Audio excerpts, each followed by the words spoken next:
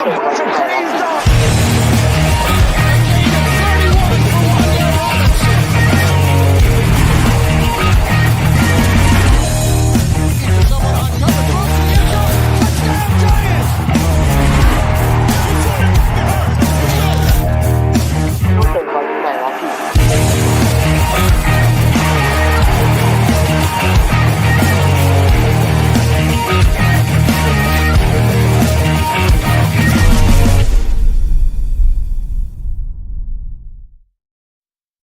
camera. How about them Giants?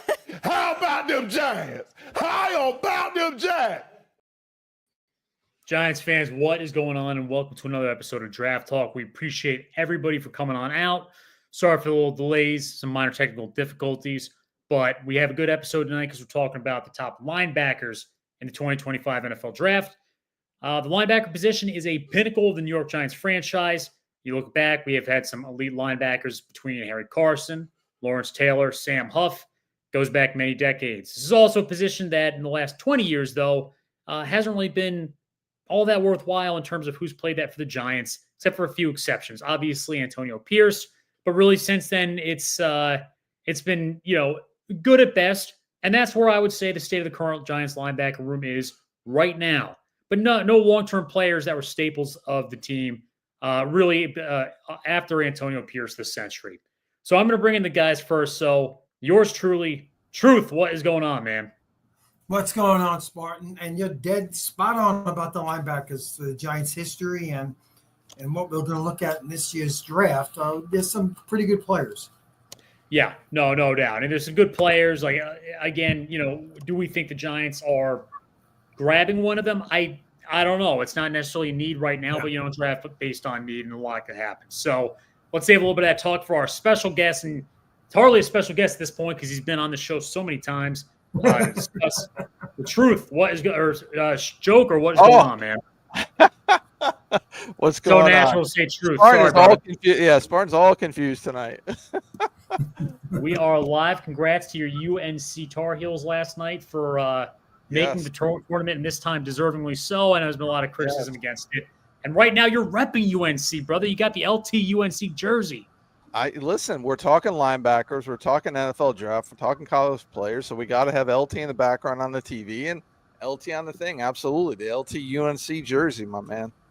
That's one of my favorite jerseys, and I see it every now and then at Giants games, very rarely, but that's like a beautiful one. It's like you got the best defensive football player of all time in that beautiful freaking jersey, those beautiful colors UNC has. Yes.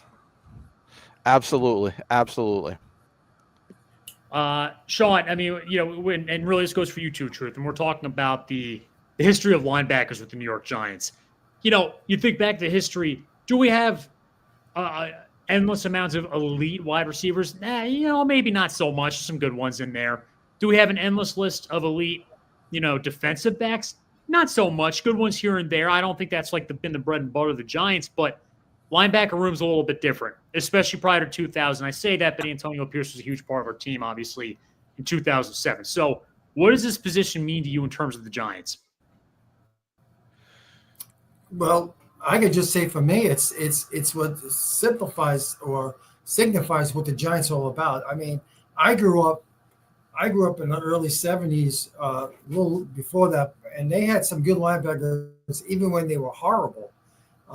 And they continued throughout the 70s and the 80s, as you guys know. That's what they're known for. Taylor, Banks, Carson, Kelly, Van Pelt. I mean, there's so many great. And even the backups for the Giants, guys. That one stretch of the Giants, and Sean, I'm sure you remember this. They had some great backups. Probably the best linebacker group of all time. I like to see anybody challenge that.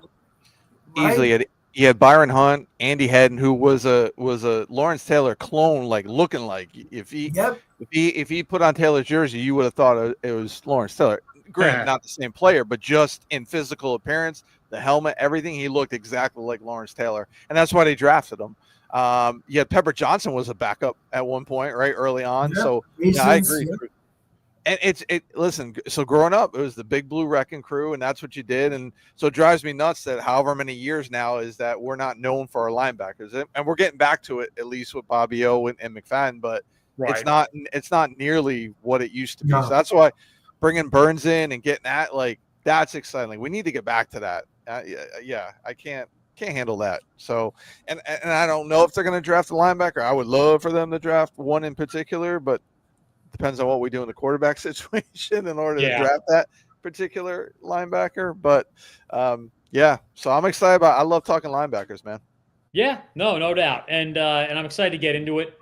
We can start right from the top. We'll just go with we'll start with the top inside linebackers, then we'll go to the top outside ones and wrap up with just, general, couple extra guys if we're able to get to them. But, let's go right for the cream of the crop here. Jihad Campbell, you watch him play. He's just a pure first-round prospect linebacker. In my view, he's the best linebacker in the draft, inside or outside. If anybody watches the tape, and I know this is not necessarily a position of need, I wouldn't expect the Giants to pick him up, so maybe you guys are skipping over him. But it's fun to watch him. He's got a very low missed tackle rate. He plays very effective linebacker, very limited wasted space, sharp at the point of attack. I really like this guy's body of work, but want to hear from both of you. I mean, you can disagree, but if you feel like he is the best linebacker in the draft as well, let us know why, or tell the world why he is at least a top dude.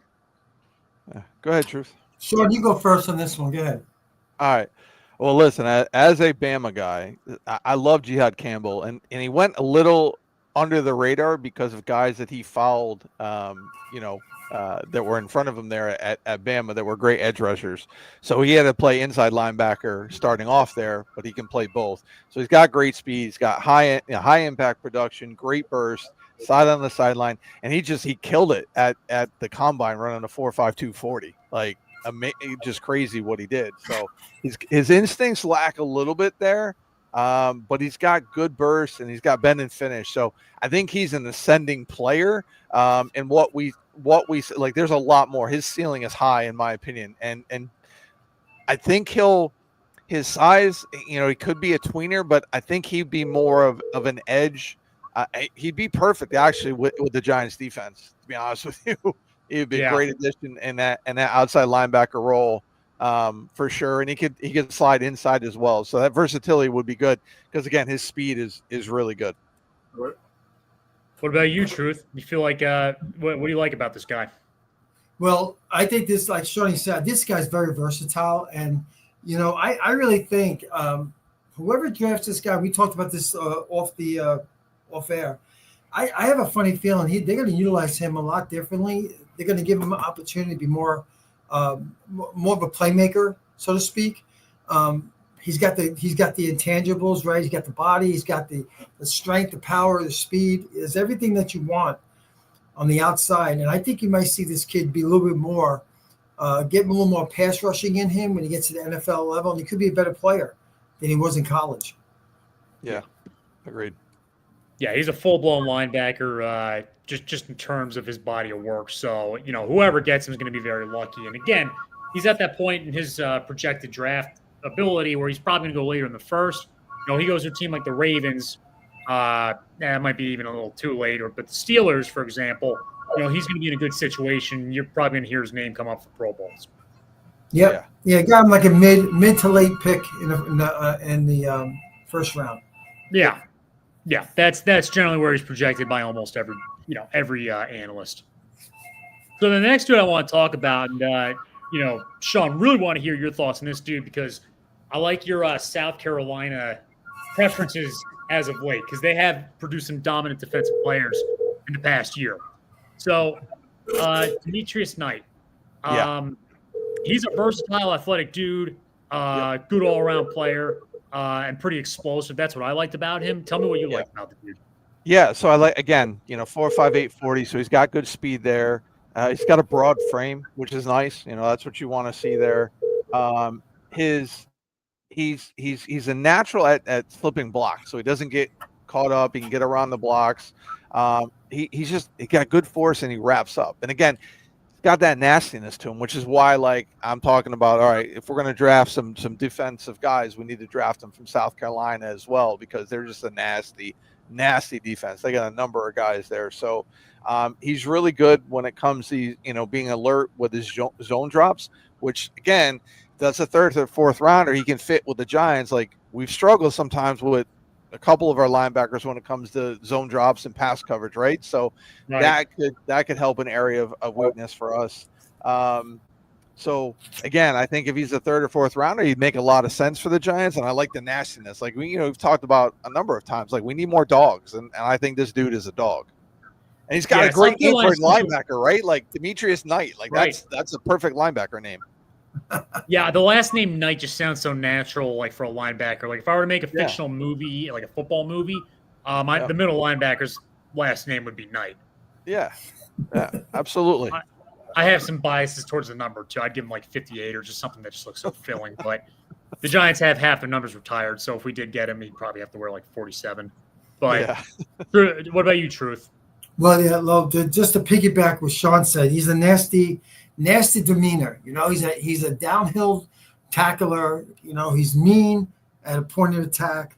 Like Sean said, came from a good defensive team, South Carolina, which is why they were pretty good this year. I know they had Sellers at quarterback, but they had a really good defense that competed every week in that tough conference.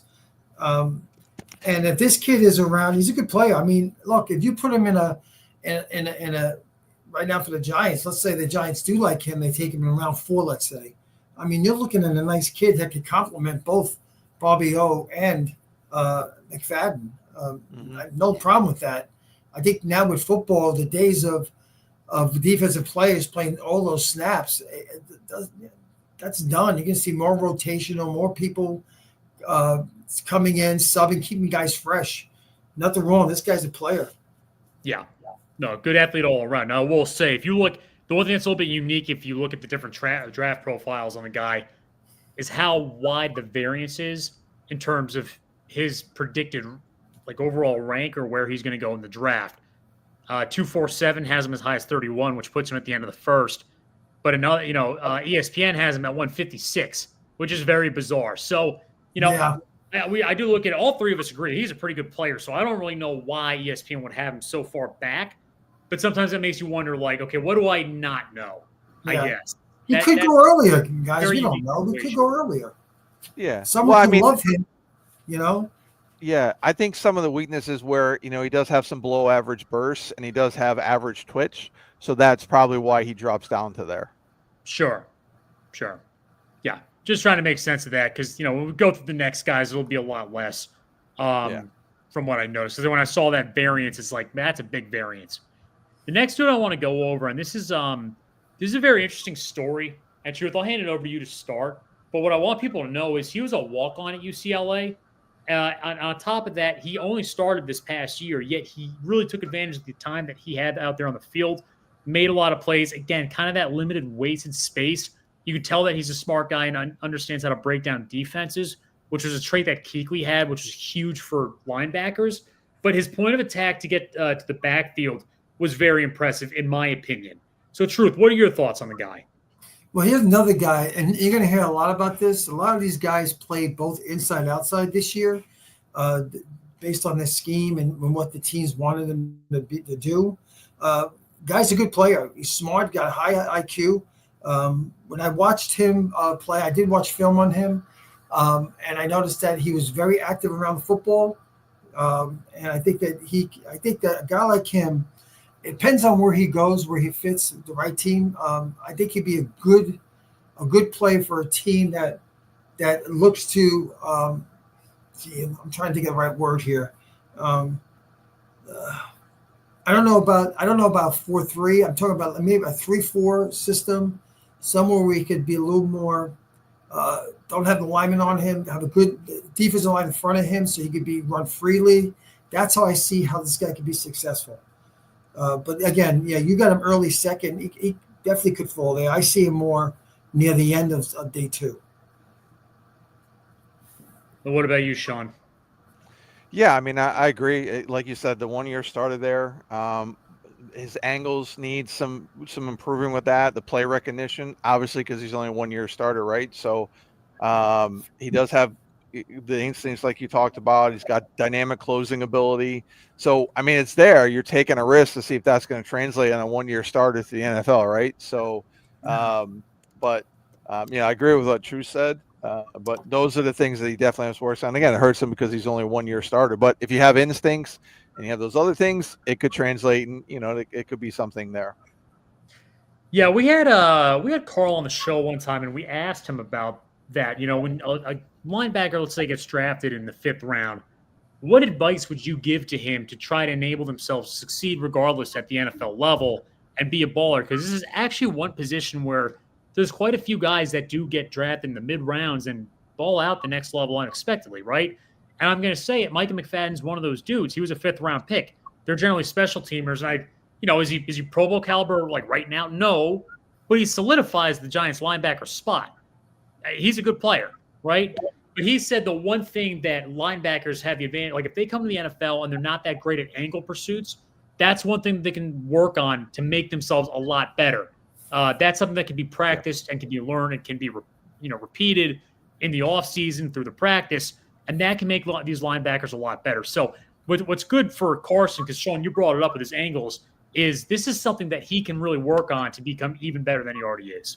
Yeah, you hope they can do that because again, the speed is different at at the NFL level, right, where it's going to make those angles more challenging if they already struggle there. So you hope that's what they can do, but it can be there. And I'll just say this, like real quick, like I would, if the Giants are going to take a linebacker, I want to take, in the 3rd round type draft. Like I don't want a project. I want somebody who's going to come in and possibly be. Right away. I don't think they'll do it, but that's what I want.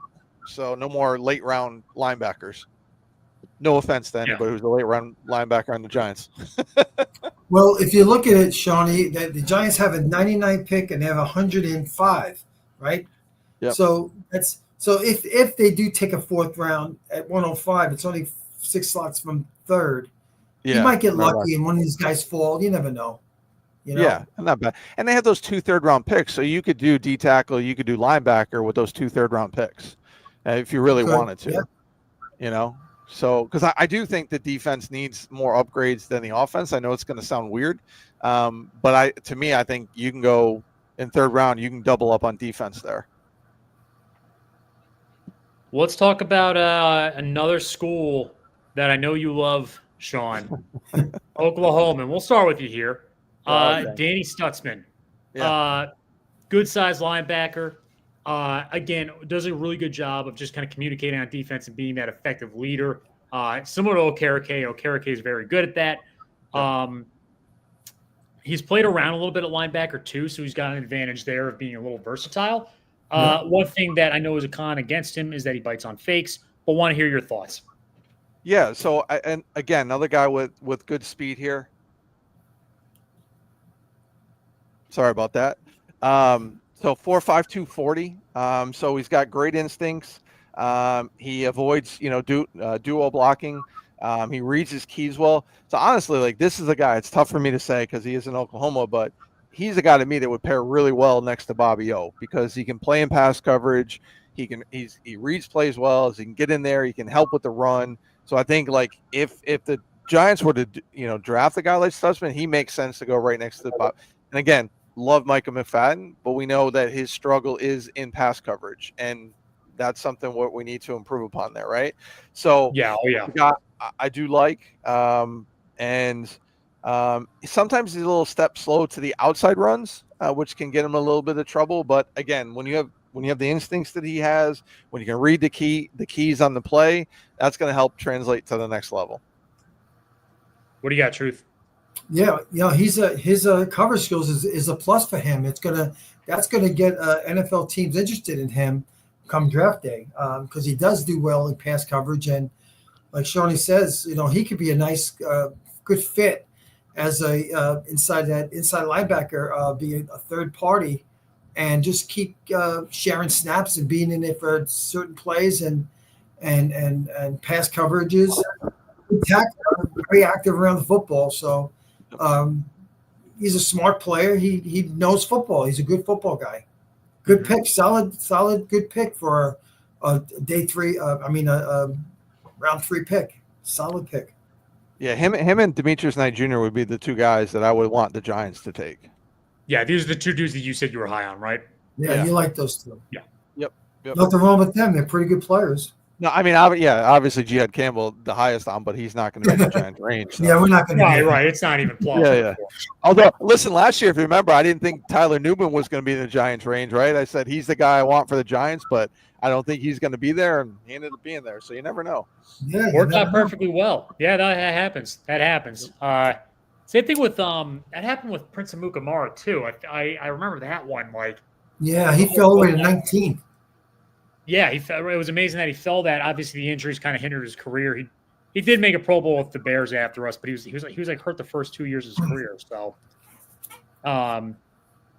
next guy on the list, another school that's been minting out a lot of dudes that we've been talking about, but Jeffrey Bassa out of Oregon. Truth, what are your thoughts on this dude? And let's talk about Oregon's defense because they always seem to produce these athletic defensive players. Yeah.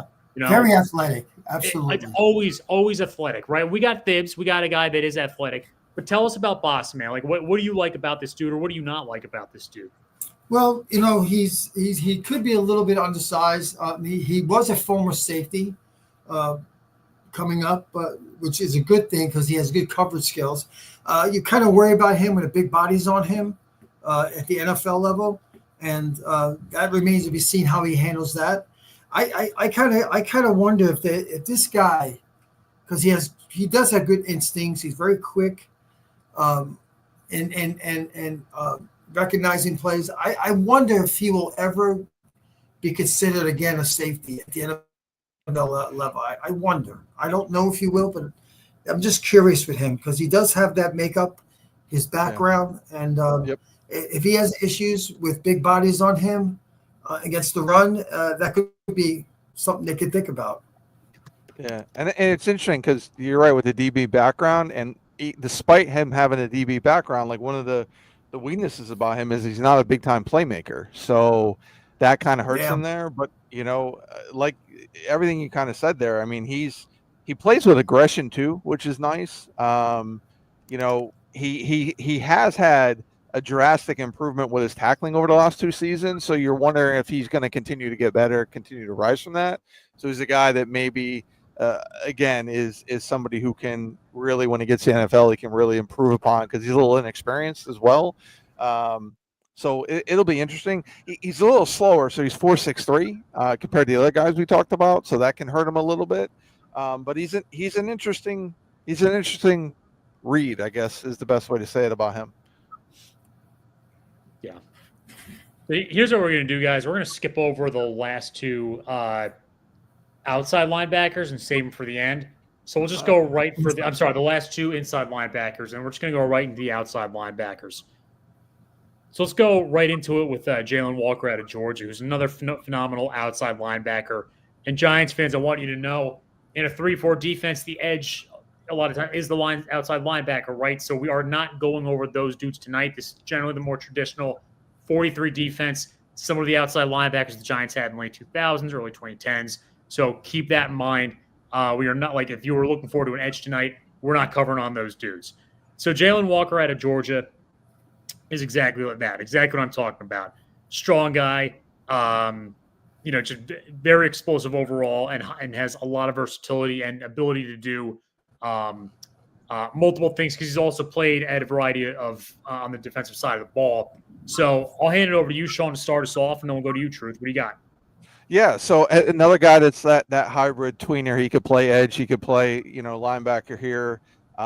He's very athletic. His rush attack, elite closing burst.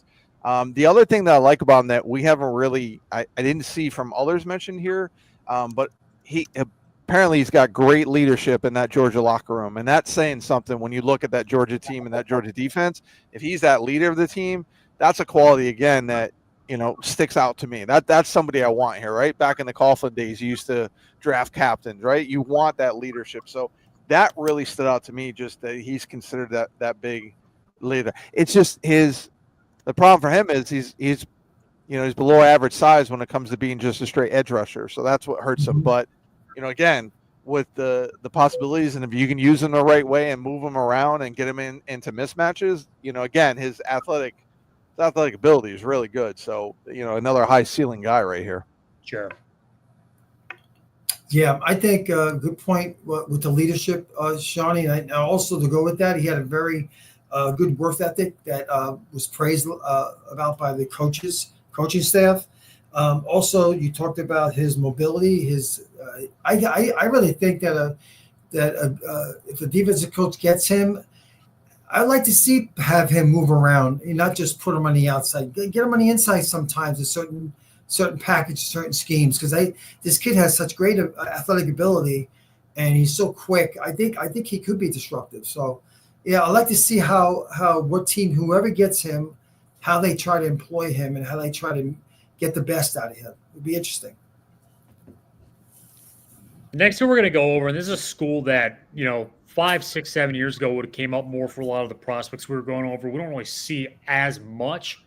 We've gone over a couple here and there, but it's just definitely changed. But this is a bright spot on the Clemson team for sure. In my view, this is the one thing this dude does well. That's so well that I'm like, man, I almost want him just so that we can specialize in this. His quarterback spying abilities are absolutely outstanding. I loved watching his quarterback spy abilities because, listen, we're in a division where the quarterbacks do have the ability to run. I think back to that Washington game last year, the first one.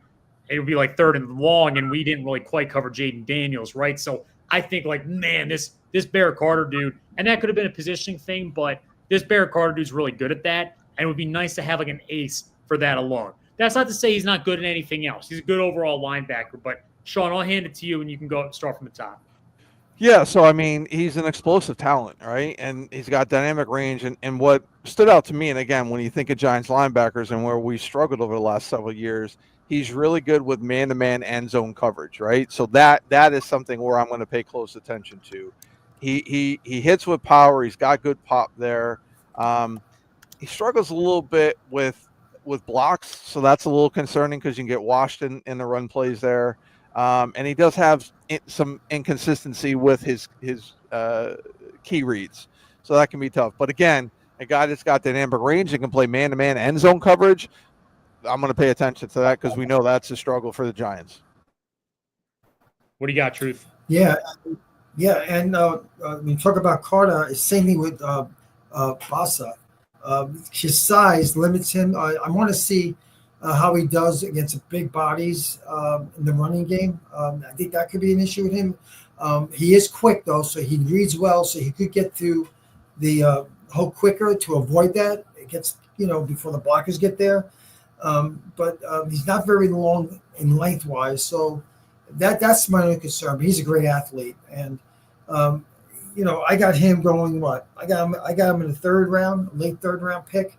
I don't know where you guys have him, but I think he'd be a good 3rd round, and he was the most consistent. Like his bell curve of projection is very thin.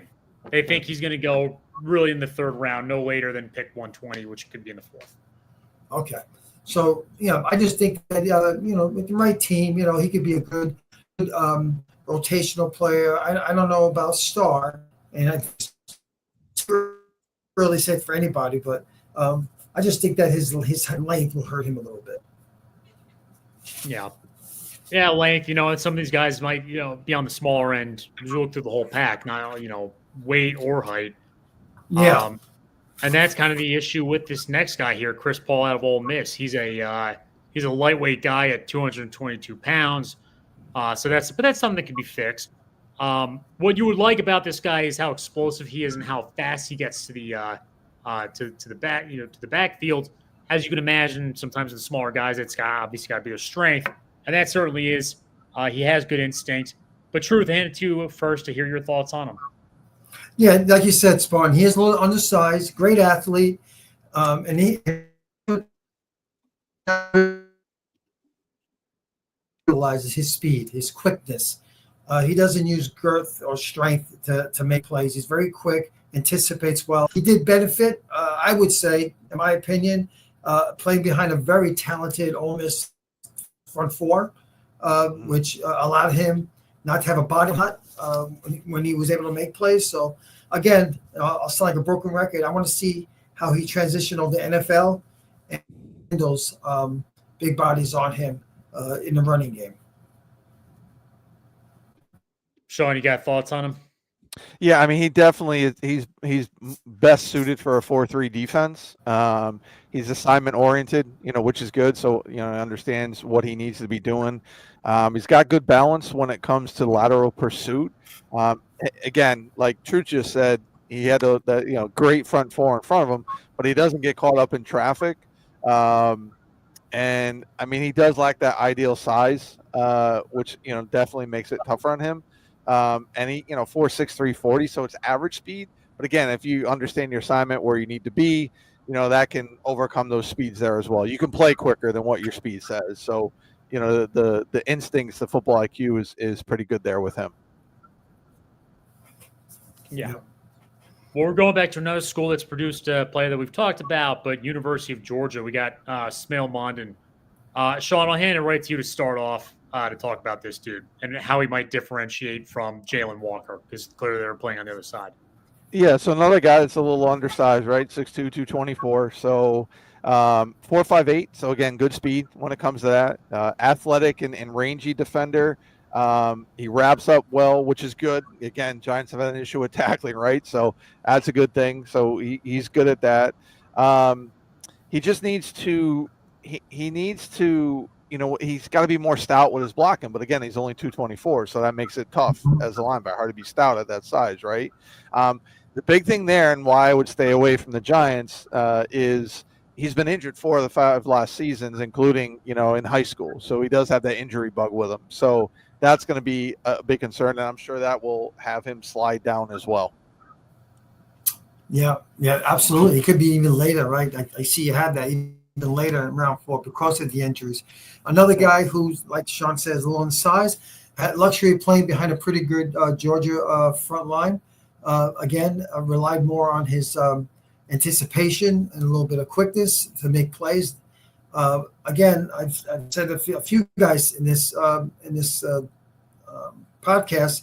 I got to see with big body on them, how they react, how they play. It's a whole different ball game when you get to the NFL and you got the bigger guys, linemen much more athletic than what you're used to. I know he played in the SEC, but it's a bit different ball game. So I think that would be his biggest obstacle when he gets to the NFL level. Yeah.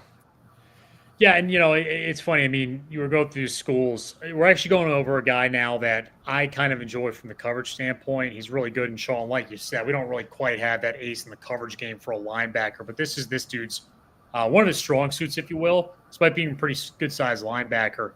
So, Truth, we'll start with you, man. What are your thoughts on Cody Simon?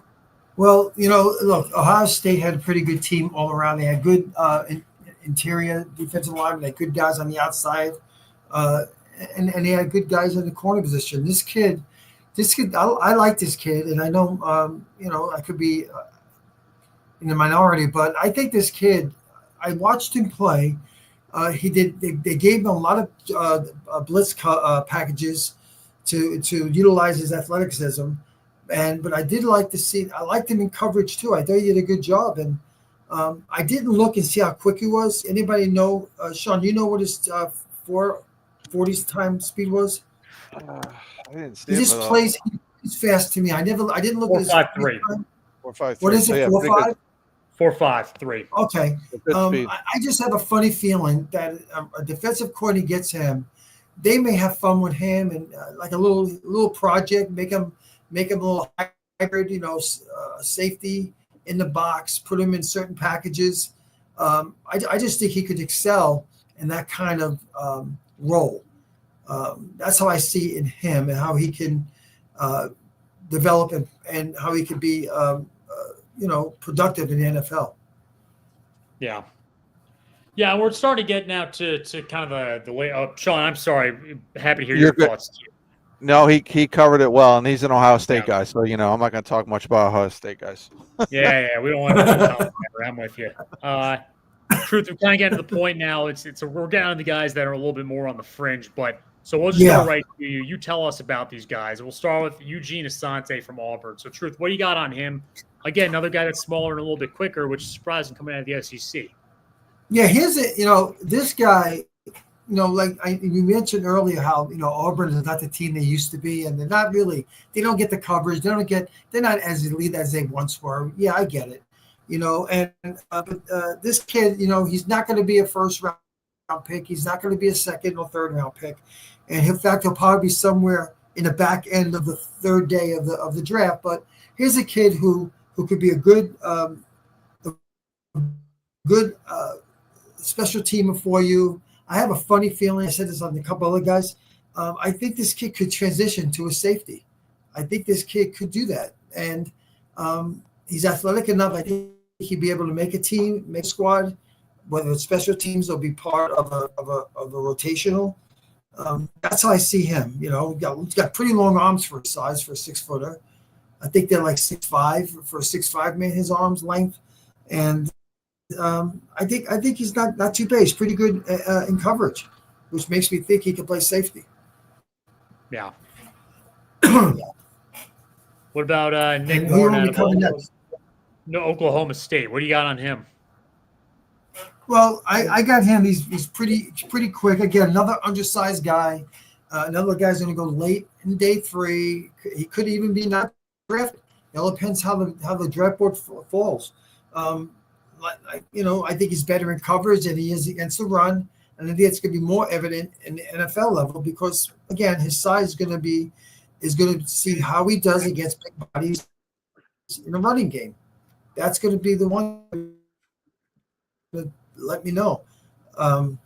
Again, I can see this guy being another special teamer, being a role player, nothing of a starter, but he's a good athlete. All right. That's all I got on him. No, and we're back to the inside linebackers that we saved to the end. We actually have plenty of time tonight. So Kobe King, what do you got on him? I mean, Sean, if you want to jump in too, you can. I mean, but Kobe King, I played in the shadow. You want to? Yeah, you go on. You do Kobe King. I'll jump in after you. All right. Yeah. I mean, he's a stout run. He's a stout run defending linebacker, which again is a good thing. Obviously, we know the linebackers that were on that Penn State team, right? He's got a powerful punch, so which is good. He's got length and wingspan that definitely helps him rack up on tackling. So again, another good tackler there, which sticks out to me anytime you mention that. He does lack with the passing game impact plays, so there's a little concern, with that.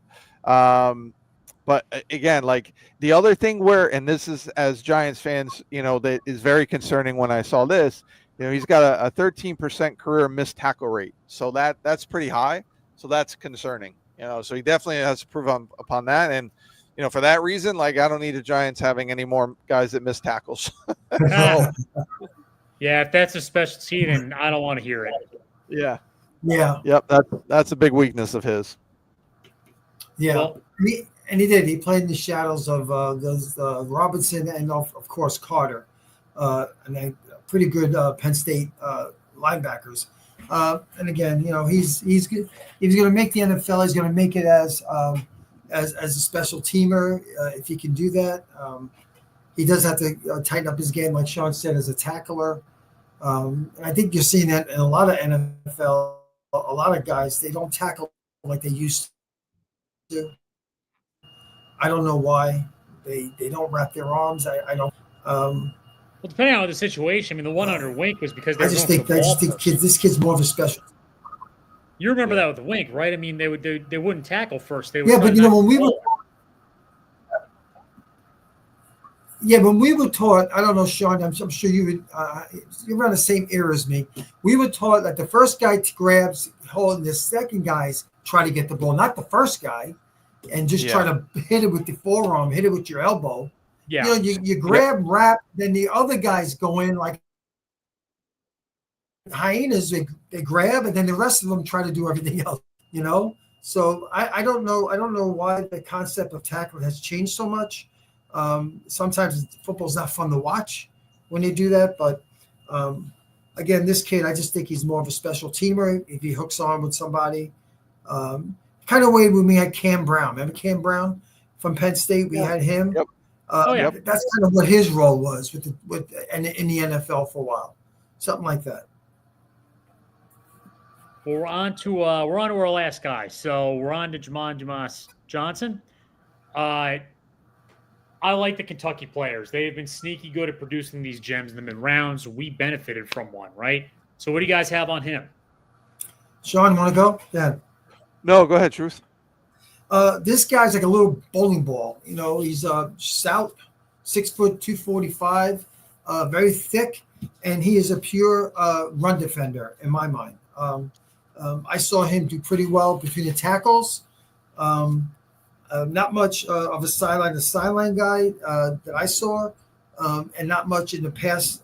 So he's probably like a two-down guy, a two-down backer. But make no mistake, he's a very sound tackler and a good between the tackles run defender. That's what I saw in this guy. Yeah. No, it's exactly that. They just do a good job of working on the fundamentals, and you can see it with him. Yeah. What's going to be interesting, just real quick, because when you think about like what the Giants would do in the draft, so they're two big free agent signings, Javon Holland and Paulson Adebo, both came to Giants because they were teammates with Bobby O. Adebo was teammates with Bobby O, and then Holland was teammates with Thibodeau. So I'm wondering if the Giants would look to try to do something and pair some guys up, with somebody they played with previously. So could a guy like, Johnson here be paired with because he played with Drew Phillips? Or is there another guy there, on that defense that you look to say, or on offense potentially? Is it a different strategy they're trying to do? So it's curious to see how they'll handle this in a draft. Again, you got the UCLA guy who played with Muasau. So is it something they're looking into more to try to build more chemistry and have guys doing some things and understand each other better? I'm just curious. I don't know, Truth and Spartan, I don't know your thoughts, but again, signing two free agents that both were former college teammates of two current Giant players kind of spoke to me. Yeah, I don't think that's a coincidence or not a coincidence. I think that the management or the coaches do lean to the players and say, what do you think of this guy? What do you think of that guy? No doubt in my mind that it's a big influence why, like you say, Sean, that they targeted those two players. Absolutely. Yeah, and I think the communication, right, or guys that can inspire other guys, get the most out of each other. Like, I think that's good. Like, Adebo and Bobby O are going to communicate with each other, going to understand each other. Holland is going to push Thibodeau, right, because he's that leader in the back end. So I think, again, I want to say it's a concerted effort that they did that to help. Because for me, communication was lacking on the defense. Guys weren't working together. Like, I didn't see a lot of guys in unison or doing what they need to do. They seemed like they were just doing their own separate thing. So I think that's going to make a big difference if you have guys that know how to communicate with each other, know how they are, know what they're doing. To me, that's going to help improve that defense. So I'd like to see more of that in the draft as well. Yeah. While we talk about the draft, I know we got a few minutes, right, Spartan? Yes. Can I real quick highlight one dude that I do like as sleeper? I think Jack Hives is going to be a really good football player in the NFL.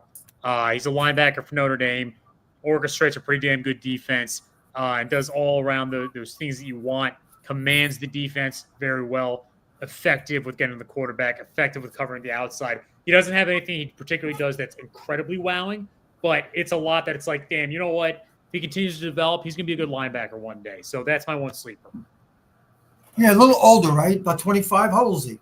He's 25, but you know what? We got Tyrone Tracy when he was 25, so I know.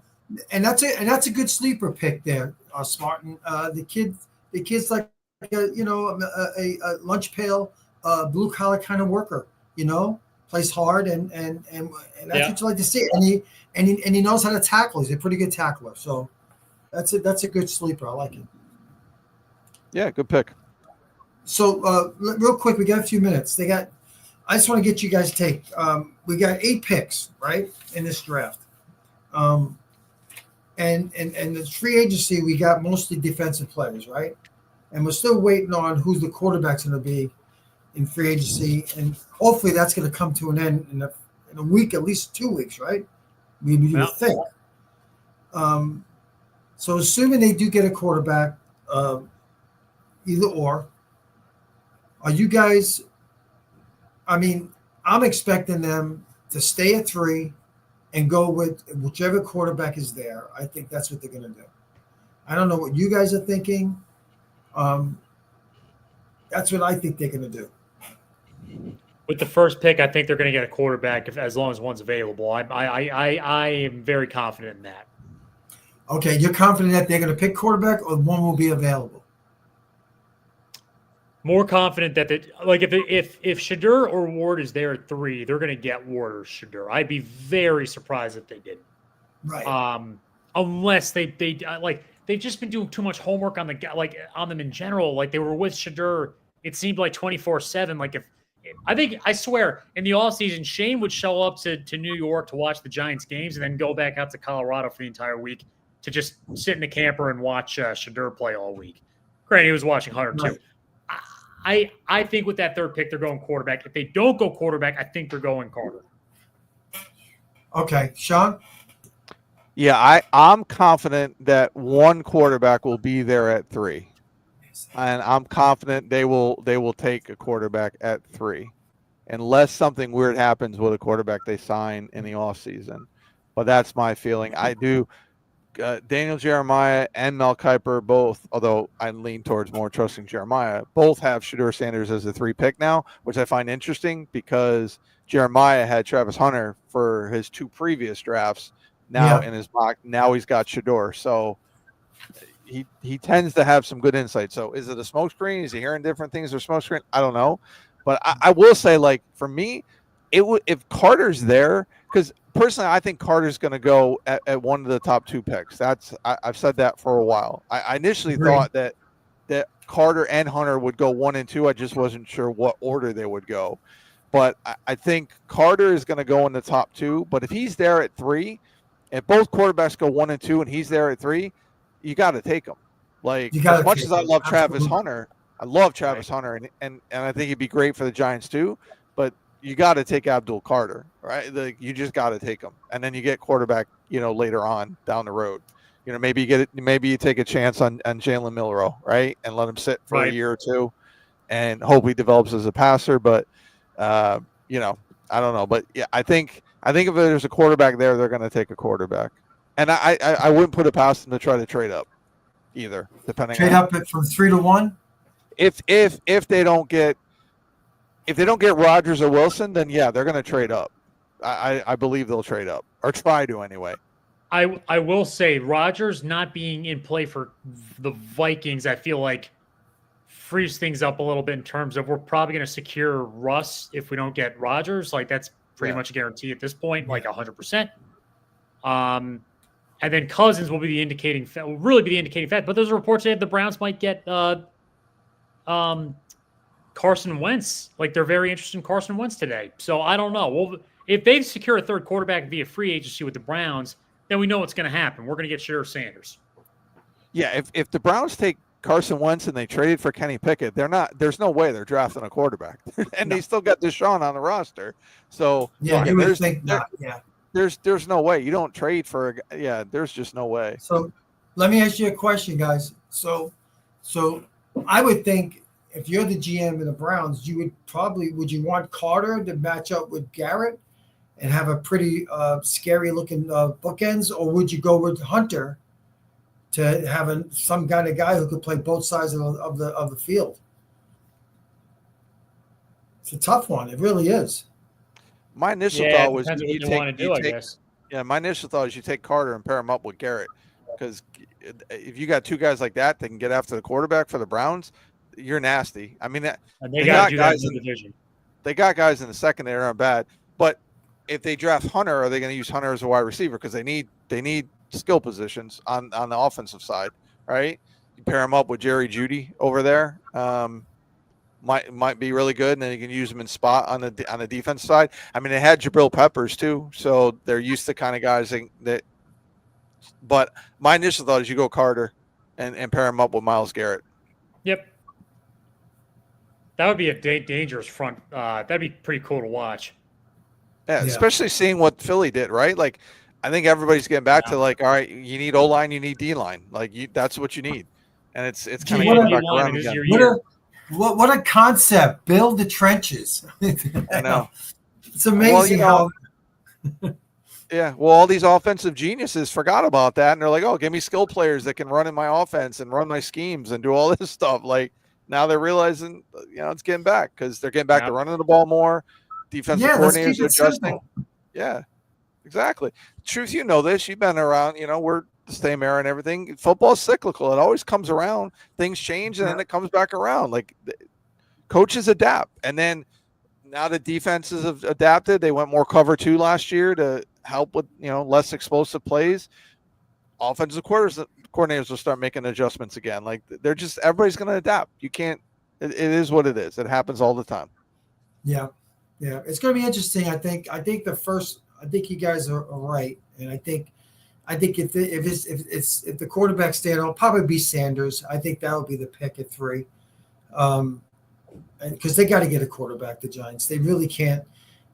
Shane cannot mess this up. He's got to get. His job is on the line. He's got to show that to the fan base, to the ownership, that he's trying to turn this franchise around. So he's got to get a quarterback. I think Carter's going 2 anyway. So I think it makes sense to match him up with Garrett. Absolutely. Yep. Well, let me ask you this. This is an even tougher question. What do you think the Giants do with the second pick, Truth? Or should we save that for our later episode? I tell you the truth. Look, it all depends how the board falls, how it falls. I know Shawnee's with me on this. I think we're leaning towards defensive tackle at number 2, second round pick, because I think I told you you would talk to somebody on Twitter today or on X about the DTs, and I see 4 taken in round 1 possibly, and if that is the case, then day 2 there could be up to 10 to 11 taken on day 2. It's so deep, and these guys can play. They can come in and contribute as rookies, and I just cannot see the Giants passing on that. Now, would they pass at 34? It's possible. If they did that, it's possible. Yeah. I would love to see them pick one at 34, because I know there's a couple that are going to be there that are pretty darn good. Yeah. So, but they have, like you said, they got 3 picks on day 2, which is big. And, they can go a lot of directions, right? Would you want to, I think Sean mentioned that, you go a linebacker, you could do that on day 3. And I don't know who else you want, a lineman, perhaps. There's very few linemen I'd be interested for the second round pick, to be honest. But if Gray Zabel's there, I'm leaning towards him. Yeah. Oh my God. Yeah. I'd be shocked if he falls. I don't think so anymore. Yeah. If day 2, if they pick on day 2, if they pick defensive tackle, they pick offensive lineman, and they pick make Sean happy, picking a linebacker, inside linebacker who could play. You'd be happy with that, wouldn't you? Yeah. I think you'd be happy with that. Yeah, or maybe another edge. Maybe another edge somewhere in that. I think that when you look at what they've done in free agency, I've said it. I'll keep saying it. I think Golston's going to be one of the D line. I think he's going to have his hand in the dirt. He's good size, 6'5", 270. And there are other ones. There are other signings. The guy from Seattle, and then the Ledbetter from Jacksonville. I think those are depth signings, rotational pieces. Yeah. So I think they left themselves open to draft a D tackle. I think edge could be there, although again the guy they just got from Arizona, could fill the Aziz role. I think, but he might be more of a special teamer. There was a stat that came out. His pass rush productivity was higher than what Aziz was, so he's right up there. He looks like an exact replacement for Aziz production wise. Okay. So, but I wouldn't be surprised if they did add another edge rusher. But again, you're looking at depth there, because in their minds, what do they think of KT? Right? You're going to keep him. You're going to give him the. You're going to extend him. What are you going to do there? Right? And if that's the case, I don't know what they do. But I do think. I believe you got to, to me, and again, depending on how the board falls, D tackle in the second round makes sense. And then third round, you can go, You can go wide receiver because I think some wide receivers will drop there. They'll still be good, right? If they feel they need that, you can go linebacker. You can go O line. You could double up on D tackle. Like you could do two D tackles in this draft because there's that many good ones, right? So I don't know. It's gonna be interesting. They got 8 picks. So Yep. will they trade up? Will they use all 8 picks? Like what will they do? Yeah. You know that. So it's interesting to see. Yeah, and Shane has a history of trading up and back. Yeah. So we don't know what he's going to do. You're right. Yeah, I'm curious to see. But regardless, guys, look, I think we'll wrap up here. I want to thank everybody for tuning in. Sean, thanks for coming on the show again. I know we'll have you on before. Well, next week we got Shawnee on next week. All right, there we go. See, we didn't have to wait too long, guys. Wait, what? I'm on next week. Shador Sanders next week, buddy. Oh yeah, I didn't know I was on next week. I was done. You are in, my brother. One more, then you're done. What? Wow, where did that come from? What's next week? March 26th. We got you covering. We're gonna do the whole hour on Shador Sanders, guys. Oh, all right, then count me in. Absolutely. Yeah. All right, count me in for that then. Yeah, get your research in there, and it looks like they probably will go with him if he's there at 3. So let's talk a lot about him. Let's see what we got. Right. And we're gonna have Craig on too. We're gonna have a rap battle between you and Craig, Sean, about because you're pro Shador, he is against Shador. We're gonna settle this the best way we can. Let me tell you, and I'm going to say this: like for the draft, like I don't know if I want to see too much movement from the Giants. Like I think I'd rather see him move up because there's some studs in here rather than moving down. Like I don't think we need to acquire more picks. This is my personal opinion. I don't think we need to acquire more picks. I think we need to get studs. Like we have enough depth type guys. We need to get day 1 starters. When we're drafting. Last time we traded back 2021, we saw how that worked out. Every player's off the team. So yeah. So I think moving up and maybe they take one of those extra 3rd round picks. If they get the quarterback at number 3, I wouldn't be surprised if they try to move up into the 2nd round or maybe up into the 1st round again, and get somebody that's there. So could be a certain tackle. Could be a certain tackle. I mean, anything's possible there. So that's my bold prediction. Is I think they might move up back into the 1st round or yeah. No, I can see it. All right, guys. Well, hey, take care. Appreciate tuning in. Next week, Shador Sanders, just Shador Sanders. Could not get a coach affiliated with them, obviously. We'll go from there. Take care, guys. See ya.